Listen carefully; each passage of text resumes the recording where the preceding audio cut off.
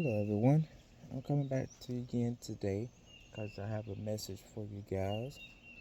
Um, the title of this message, this is a short message.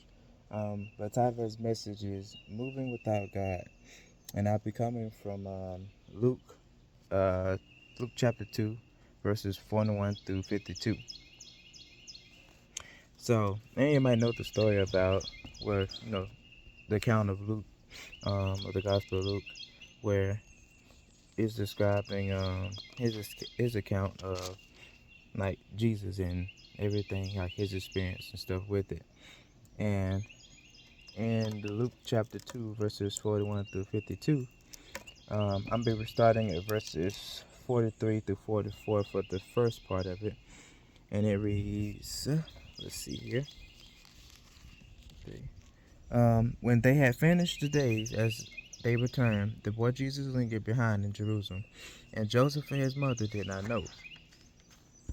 But supposing him to have been in the company, they went a day's journey and sought him among their relatives and acquaintances. So, um, Jesus' parents left him behind, thinking and assuming that he was with them. Um, and on one day of their journey, they realized that after some time that he wasn't with them.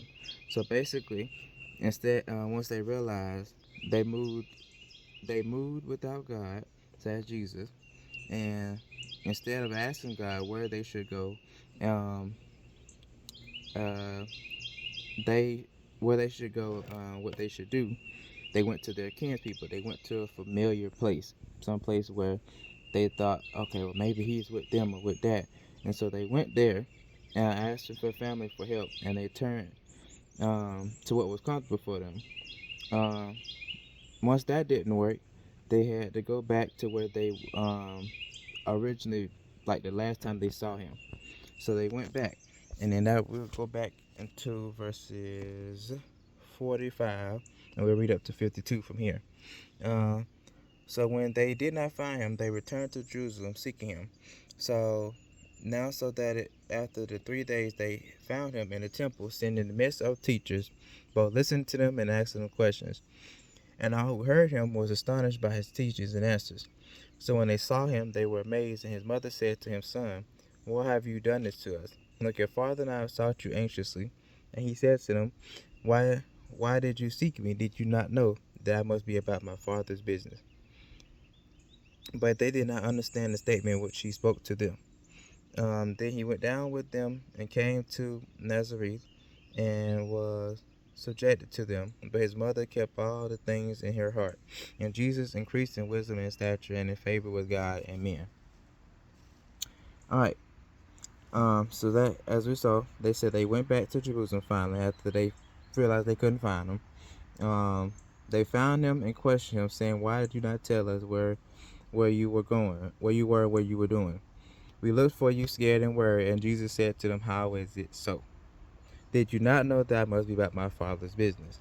So basically, the problem isn't that Jesus should have told them, "Hey, I'm staying here." In this instance, where we're looking at it in this perspective of, yeah, we might look at it as like, okay, yeah, it's a child doing something. Yeah, they should let us know. But the message from this is not that we are looking at Jesus as, in this instance, as just a child, but more so as in, like, if we're looking to move, right, or move with God or with, in Jesus in this moment, um, the thing about it is not to, if you're going to go somewhere, your first thing you want to do is to check that your child is with you. If that's in this instance, they did not make sure that he was with them.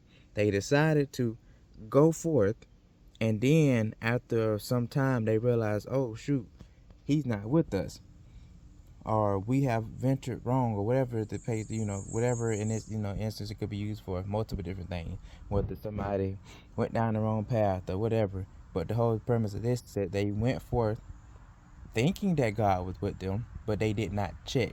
They went forth thinking that Jesus was there, but they did not check to see and make sure that he was there. So that is what the problem here is that if they are claiming to be, like, if they're, since they're his parents, you would think they would know him best out of anybody. But even if his parents didn't know him as well as they thought, then how much so that apply to us?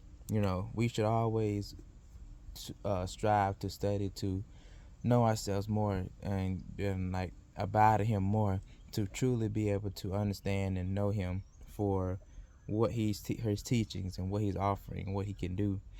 Um, because at the end of the day, that is where our help comes from. If we abandon our help, then we are helpless. So our goal is to always make sure that when we're doing things that we are doing things based on what we think or know that God is asking us or wanting from us, and not based off what we desire for ourselves, because the flesh is weak, and sometimes we allow our own thoughts to we allow our thoughts that we think of to move us forward into doing something that may not be what God is looking for from us. So, like I said, always make sure that that you pray about something, that you make sure that it is what God is want from you, so that way you don't leave him behind and something and then realize later on and you have to backtrack and redo a whole bunch of stuff that realistically was not meant for you to even have to go through, but you put yourself in that position. um yeah so basically, like I said, with everything, with them being his parents, they were supposedly the closest to him, was supposed to have known everything, but did not know him, that he was be about God's message, because that's what his whole purpose was. That's what he was created for. He was created um to do the will of the Father, and that's what he stood up for his whole life. And so with him being that's what his whole goal and motto was to be about his Father's business and do what his Father wanted of him. So just make sure that we all just trying to strive to draw closer to God, especially in these times where things are very uncertain. There are so much things going on in the world, and the last thing we want to do is, when the day of judgment comes, God tells us, "Depart from me, because I never do you."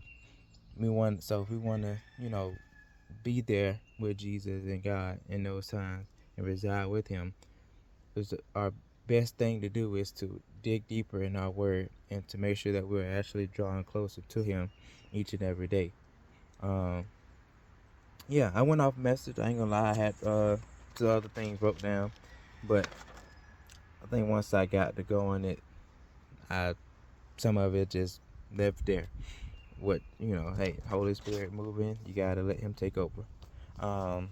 But yeah, I thank you guys for listening. I hope this message, touch some people's hearts. I pray that everybody that this message reaches, that it's for them, that it is become it's like a blessing to you, that your knowledge increases, that you can use it and apply it in your day-to-day life.